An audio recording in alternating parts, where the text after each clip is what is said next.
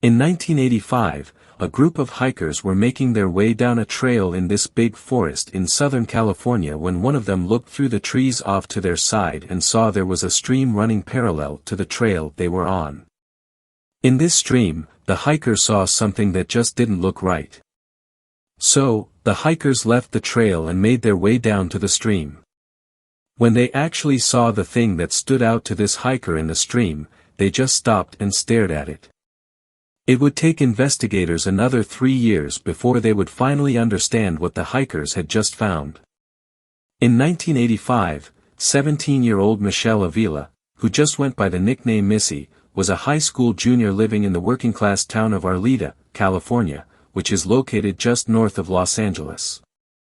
Despite Missy being very physically small, she was under 5 feet tall and barely weighed 95 pounds, she had a big presence about her, and it made her very popular at her school. Not only was she incredibly beautiful, with boys and girls falling over themselves to try to win her affection, but also Missy was just very kind and gentle and didn't seem to take herself very seriously. But life for Missy was not all perfect. A year earlier, during her sophomore year, a nasty rumor had been spread around Missy's high school that Missy had apparently been sleeping with all of these boys who were in established relationships with girls in the school. Even though this rumor was a total lie, by the time the rumor reached the girlfriends of these boys that Missy had apparently slept with, these girls believed it. So to get their revenge on Missy, one day after school, when she had walked outside, this group of girls ganged up on her and beat her really, really badly. In fact, the beating was so severe that when Missy came home, her family immediately pressed charges on the girl that seemed to lead the attack. Her name was Sonia Bon. But despite Missy and her family immediately filing these charges, the case dragged for months and months. Finally, by October 1, 1985, at the beginning of Missy's junior year, Missy was within a week of actually going to court and taking the stand and testifying against Sonia. While Missy was certainly nervous about going to court and testifying, she knew deep down she was making the right decision. On October 1, a week before Missy was set to testify, Missy came home from school and told her mom that she had plans that afternoon to go hang out with her friends. This was fairly routine for Missy, who had a big circle of friends, and so her mother, Irene, told her that was totally fine, but she had to be home by 6 p.m. Missy agreed, and then just a couple of minutes later, a 17-year-old girl named Laura Doyle, who was very close with Missy, pulled up outside of Missy's house and honked the horn. Missy heard her, said goodbye to her mom and her brother, and then left the house, ran to Laura's car, hopped inside, and the two girls drove off. A few hours later, at 6 p.m., Missy had still not come home yet. However, her mother, Irene, was not that surprised.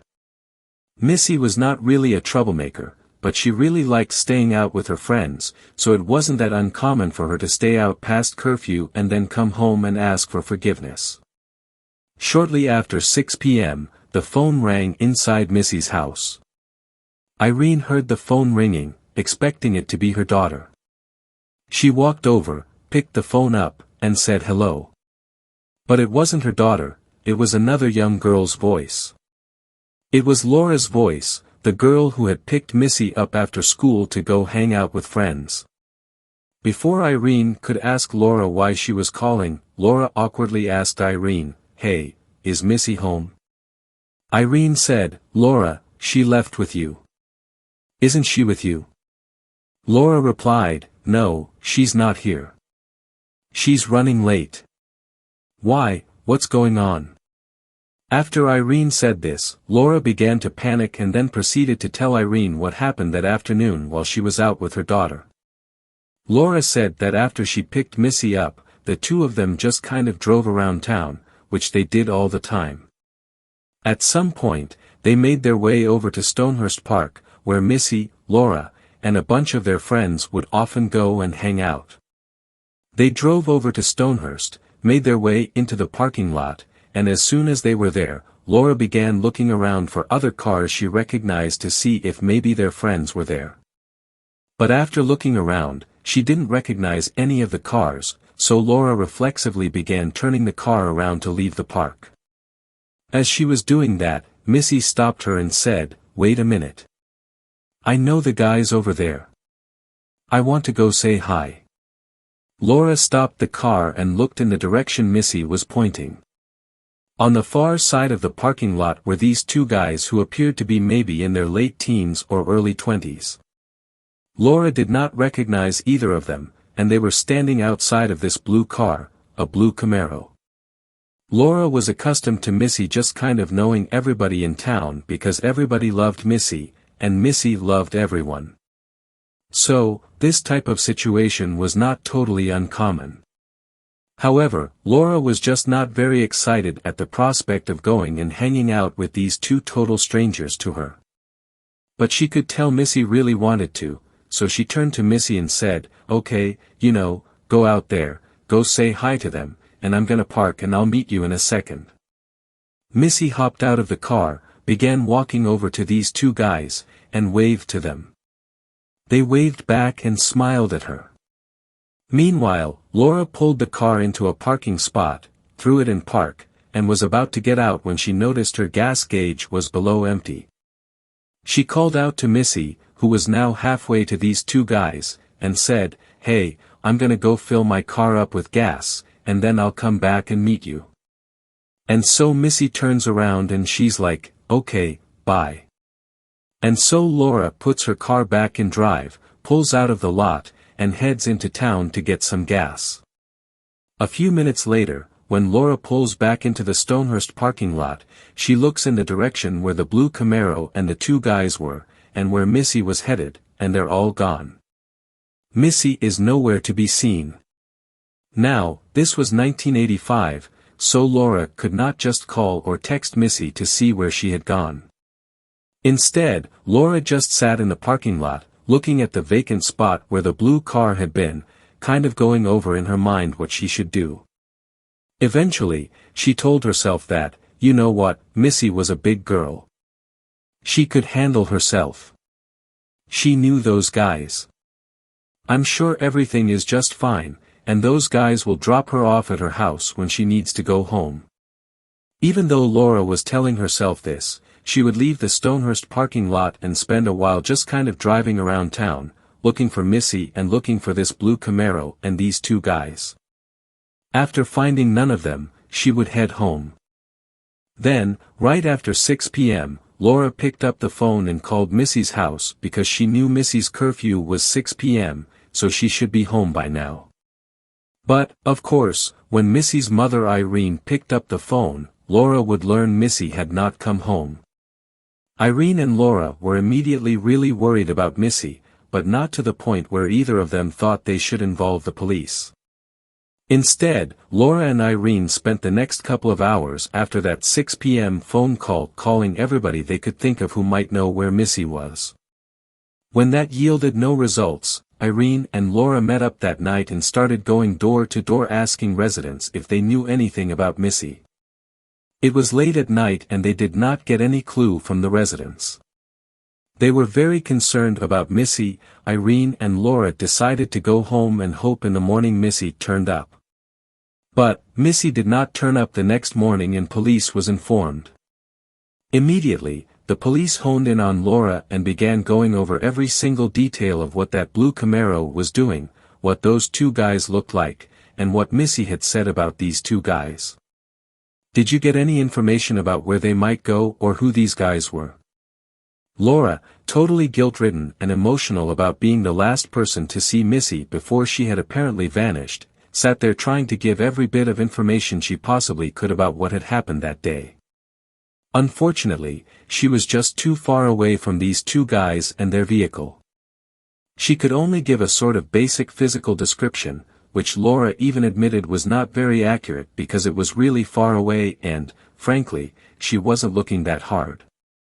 After getting all the information they possibly could from both Laura and Irene, the police launched a very extensive search all over Arleta, California, and the surrounding areas. While they were doing that, Irene and other members of Missy's family, along with Laura and other close friends of Missy's, began their own search. But after a couple of days, neither the professional search nor the amateur search had turned up any new information about Missy's whereabouts or the whereabouts of those two guys and their blue Camaro. Then, on October 4th, just 3 days after Missy went missing, Missy was found. However, it would take investigators another 3 years to finally make sense of what actually happened to her. Based on eyewitness testimony, here is a recreation of what happened to Missy on the day she vanished. On that day, which was Tuesday, October 1st, 1985, Missy came back from school. She told her mother she wanted to go out and hang out with her friends. Her mother told her, "Okay, be home by 6. Then, a couple of minutes later, Laura pulled up outside and honked the horn. Missy ran outside, hopped in the car, and they drove off. The pair would drive around town for a few minutes before making their way to Stonehurst Park. Now, to understand what happens next, you need some context. Missy had two best friends. One of them was 17-year-old Laura Doyle, who she was with, and the other was another 17-year-old girl named Karen Severson. These three girls had met when they were in grade school. They lived basically on the same street and spent virtually every second of every day together. However, a month earlier, in September, the trio had had a falling out. A month earlier, another rumor about Missy sleeping with boys who had girlfriends began circulating around the school. This time, the girlfriends in the rumor were Laura and Karen. Now, of course, Laura and Karen were well aware of the fact that a year earlier, Missy had been accused of something similar, and it had all been a big lie. Going into this new rumor, Laura and Karen knew that the likelihood of it being real was very slim. But because this rumor directly involved them and their boyfriends, they felt a little concerned. Laura and Karen went to Missy and said, "Hey, we don't think it's true, but is it true? Did you sleep with our boyfriends?" Missy immediately said, "Are you kidding me? No, I didn't sleep with your boyfriends. Did you see what happened last year? It's the same thing. It's a lie. It's just a rumor. I can't believe you would think I would do that to you." Pretty quickly, this discussion escalated to a full-blown fight between the girls. More specifically, it turned into a full-blown fight between Karen and Missy because Laura, though worked up about it, was able to calm down pretty quickly. But Karen didn't calm down because apparently Karen had seen Missy at some point flirting with her boyfriend. When this rumor began to circulate, Karen felt like it could be true, Missy might have had sex with her boyfriend. Eventually, the three girls stopped fighting, not because they had reached some sort of compromise, but rather because Missy tried to turn around and walk away. When she did, Karen wound up and slapped her across the face. As soon as that happened, all three girls knew a line had been crossed, and now their decade-long friendship was potentially ruined. Over the next couple of weeks, Missy and Laura were able to come together and patch things up. But Missy and Karen continued to avoid each other. However, the distance between them really wore on both of them, and so finally, on the morning of October 1st, Karen would reach out to Missy and she would apologize. Missy was really touched by this and, before long, Missy and Karen and Laura had made plans for that afternoon to meet up at Stonehurst Park to have a good day together, just like old times. So that afternoon, Laura picks up Missy from her house and the two of them drive around for a bit before heading over to Stonehurst Park where they're planning to meet Karen. But when Laura pulls the car into the parking lot, they look around and Karen is not there. And the blue Camaro and those two guys standing around it on the far side of the parking lot, they weren't there either, because Laura had made up the blue Camaro and those two guys. They never existed. That was all just a big cover-up for what happens next. So, Laura and Missy, they pull into the parking lot at Stonehurst, and they park in a spot and proceed to wait for Karen. Karen would show up just a couple of minutes later, but when she showed up, all hell broke loose. Karen came flying into the parking lot and came to a screeching stop right up alongside Laura's car. Karen had parked her car so close to Laura's car that Laura literally couldn't open her door without striking Karen's car. In Karen's car, in the passenger seat, which was closest to Laura's car, was a terrified-looking 17-year-old named Eva Sarambolo, who was friends with all three of the girls. That day, Karen had apparently asked Eva to come over for dinner, but after picking Eva up, without giving her any explanation, she had flown over to Stonehurst and then came to this screeching stop right next to Laura's car. So, Eva is sitting in the passenger seat, looking at Karen and looking over at Laura and Missy, having no idea what's going on. Karen begins yelling at Eva to roll her window down. So, Eva rolls her window down and Laura and Missy are looking over in absolute astonishment. Then, once the window is down on Eva's side, Karen begins screaming across Eva out the window at the car that Laura and Missy are in. Laura and Missy exchange totally confused looks and then Laura rolls her window down. Suddenly, Laura and Missy can hear what Karen is yelling, and Karen is hurling the most vile and horrible insults at Laura, not at Missy. It takes Laura a second to realize what Karen is yelling about, but once she realizes that Karen is just ruthlessly insulting her, Laura just turns and begins hurling insults back at Karen. So, the whole time Laura and Karen are just screaming at each other, Missy and Eva are just sitting in their respective passenger seats, having no clue what's going on. Just as quickly as Karen had arrived and begun screaming at Laura, Karen put her car back in drive and sped right out of the parking lot. Laura, at this point, is totally incensed and enraged at Karen for some of the things she had said. So, Laura fired up her car, threw it in drive, and before Missy could tell her otherwise, Laura had sped out of the parking lot after Karen. For the next 45 minutes, Karen and Laura drove like absolute maniacs north of the city up into the mountains. The whole time they were driving, Karen was swerving side to side and speeding along these desolate roads, and Laura would speed up and get right on her bumper like she was experiencing this extreme case of road rage. For the first few minutes of this, both Missy and Eva were desperately trying to get their drivers to calm down and just pull over. Whatever you're fighting about, it's not worth crashing and dying over, they pleaded. But little did Missy or Eva know, there was something much, much bigger going on between Laura and Karen. So, their requests to stop the cars fell on deaf ears. Finally, after this 45-minute white-knuckle, insane drive along these mountain roads, it came to an end when the road they were on funneled them into this dirt parking lot in the middle of this huge forest. As soon as they reached this parking lot, Karen came to a stop, and Laura narrowly avoided smashing into her and came to a stop right next to her. As soon as the two cars were stopped, both drivers hopped out and were immediately in each other's faces, shoving each other, screaming at each other, just continuing this awful fight. Eva just stayed in the passenger seat and did nothing. She was just hoping that whatever was going on would eventually end and they could leave. But Missy, she's looking out there at her two best friends who seem like they're about to kill each other. So, Missy decides she's gonna get out and try to separate them. She begins to open her car door, and the second she does, both Karen and Laura, who were maybe 5 or 6 feet away from her car door, immediately stop fighting. It was like a switch had been thrown and whatever was going on had come to a complete and total stop. At the same time, they have suddenly stopped fighting. Both girls simultaneously turn and look at Missy, and before Missy could say or do anything, Karen and Laura ran over and positioned themselves right outside of Missy's door. So, Missy could no longer shut the door, and Missy could not get out of the car.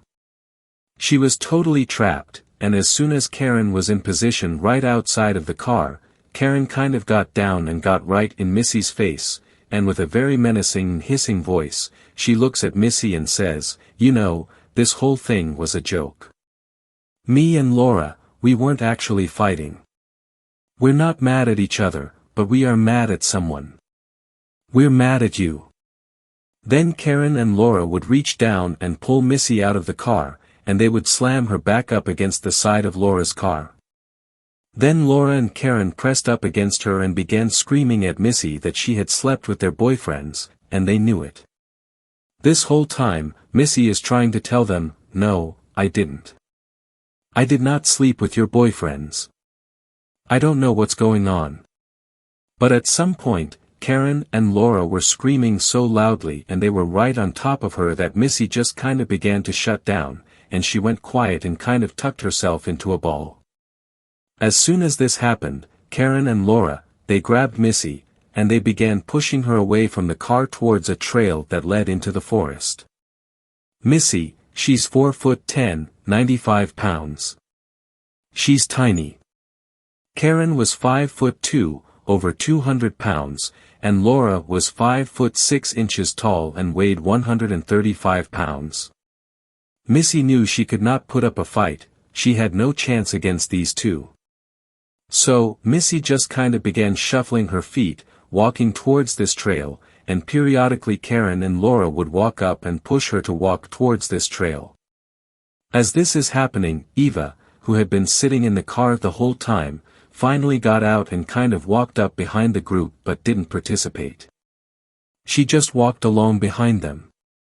After a couple of minutes, Karen and Laura had managed to push Missy all the way to the actual start of the trail, this narrow trail that left the parking lot.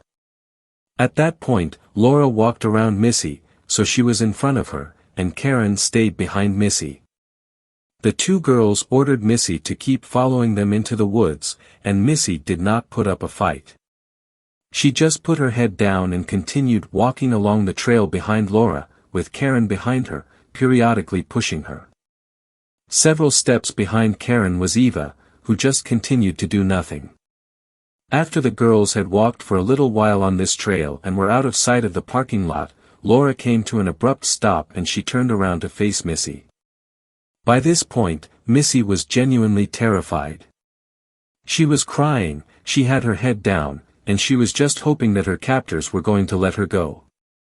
But once they stopped and Missy looked up at Laura, Laura wound up and decked Missy right in the face.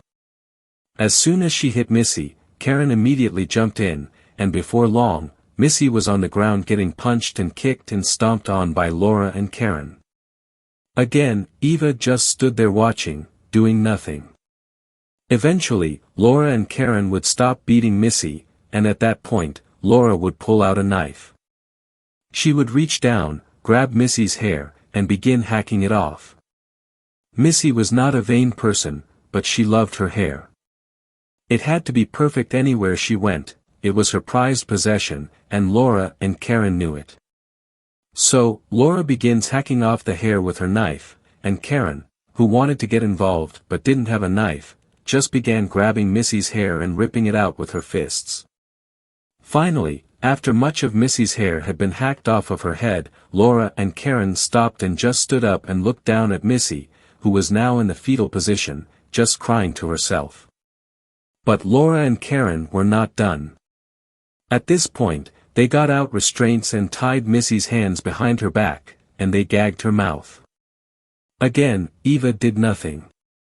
Once Missy was completely restrained, Laura got up and began walking towards a nearby stream that was about 10 feet away from them, down a hill. So, Laura gets down to the stream, wades in about halfway, where the water comes up about 8 inches on her leg, and then she turns around and looks up the hill at Missy and Karen and Eva, who's off to the side.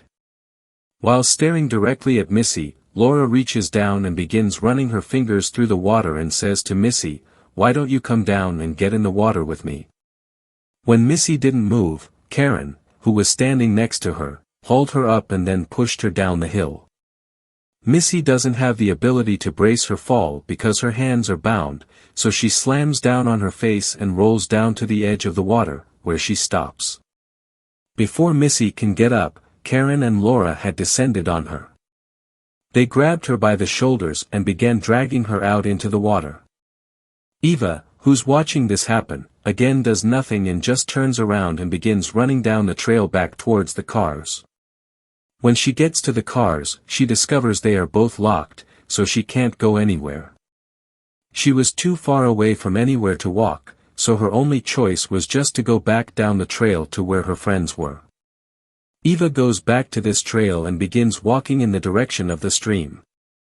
As she's walking, before she can see any of the girls, she hears a terrifying blood-curdling scream coming from somewhere deep in the forest.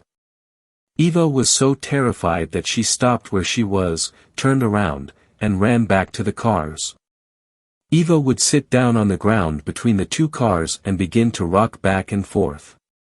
After nearly an hour of doing that, Karen and Laura suddenly emerged from the trailhead, soaking wet and laughing. Missy was not with them. After Eva had turned around and run away from the stream to go back to the cars the first time, Laura and Karen had grabbed Missy, dragged her into the water, and laid her on her stomach in the 8 inches of water. Missy is trying desperately to keep her head out of the water, but Laura comes around and grabs her legs and presses them into the water. Then Karen comes around and grabs the back of Missy's head and forces her head down into the water.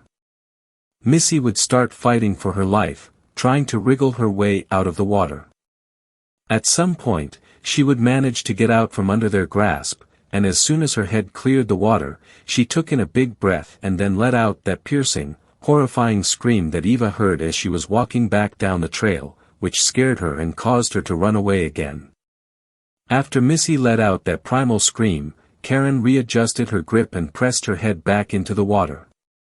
Missy would continue to squirm and fight against Karen and Laura, and periodically she'd get her head up out of the water just enough to get a little gulp of air, and then she'd choke down a bunch of water and have her head pushed down into the water again. Finally, Missy's strength just started to ebb, and when Karen and Laura sensed that Missy was on the verge of death and she was very weak, they seized the opportunity. They leapt off of her just long enough to run over to the side of the stream where there was this big, heavy log, which investigators would later determine weighed over 100 pounds. So, it weighed more than Missy. Karen and Laura picked this log up, walked back into the stream, and dropped the log directly on the back of Missy's head, forcing it down into the water permanently. A few minutes after drowning Missy in the stream, Karen and Laura walked out of the trail, got into their cars, Eva climbed into Laura's car, and the girls just left the parking lot and drove back home, leaving Missy in the woods. 3 days later, a group of hikers were in that forest near where Missy had been killed, and they spotted her body in the stream. When police arrived, they found cigarette butts, a beer bottle, and men's overalls lying out near where Missy was found. These items were there entirely coincidentally, they had nothing to do with what happened to Missy, but they somehow made the lie about Missy being with those 2 guys in their Camaro before she vanished seem more believable, mostly because when Laura described these 2 guys to police, she kind of made it seem like they were bad boys or troublemakers, like the type of guys who would go off into the woods and smoke and drink for fun. And so, the police just continued to chase down this 2 guys and a blue Camaro lead until the murder case went cold. But 3 years after Missy was murdered, Eva, who had been threatened by Karen and Laura never to say a word about what she knew, finally came forward to police and told them that Karen and Laura had killed Missy. When Karen, Laura, and Missy became teenagers, Missy really blossomed into this beautiful young woman who everybody seemed to adore. Meanwhile, Laura and Karen had the opposite experience. They felt awkward in their bodies and felt like no one really liked them. And so, in time, they became very jealous of Missy, and that jealousy turned into resentment, and that resentment turned into hatred. And so, in 1984, it was Karen and Laura who started that rumor about Missy sleeping with all these boys who had girlfriends. That lie would get Missy attacked and beat up really badly. But that wasn't enough for Karen and Laura, they felt like Missy deserved worse. And so, the following year, in September of 1985, Laura and Karen decided to kill Missy. Their plan began with spreading another rumor about Missy, about how she was sleeping around with boys with girlfriends. Except this time, the girlfriends in this rumor would be Laura and Karen. They did this knowing this rumor would start a fight between the 3 of them, and they knew that Missy just would not be able to be mad at her friends, she would want to make up with them. And so, Karen and Laura, they start this rumor. It does cause a big blowout fight between the three of them, but then, after this fight, Laura very intentionally makes up with Missy and kind of says, "Hey, let's make things right again." And so, she pretends to be friends with Missy. Then, a couple of weeks later, on the morning of October 1st, Karen would contact Missy. She would tell her how sorry she was, and she asked her, "Hey, do you want to get together today, all three of us, just like old times?" And Missy fell right into their trap because she was so excited at the prospect of getting to spend time with her two best friends, who she really did love, and so she quickly agreed to meet up with them. And so, Laura and Missy, they arrive in the parking lot of Stonehurst Park, and then Karen comes flying in, and there's this huge fight, and there's this 45-minute drive up into the mountains where they reach this parking lot, and Karen and Laura are fighting with each other, and Missy has no idea what's going on. Then, all of a sudden, the fighting stops because the fighting wasn't real, it was all rehearsed. Laura and Karen had done that in order to throw Missy off guard and to get her up into this forest up in the mountains where they could kill her. It's unclear why Laura and Karen brought Eva along, but most likely she was brought along as a decoy as well. After Missy's body was found and the police were on this mad hunt to find these two guys and the blue Camaro, Karen actually moved into Missy's family's home. She told them she just wanted to offer support during this really difficult time, but in reality, she just wanted to keep close tabs on the investigation, and any chance she got, she wanted to make sure she threw police and Missy's family off of her and Laura's trail.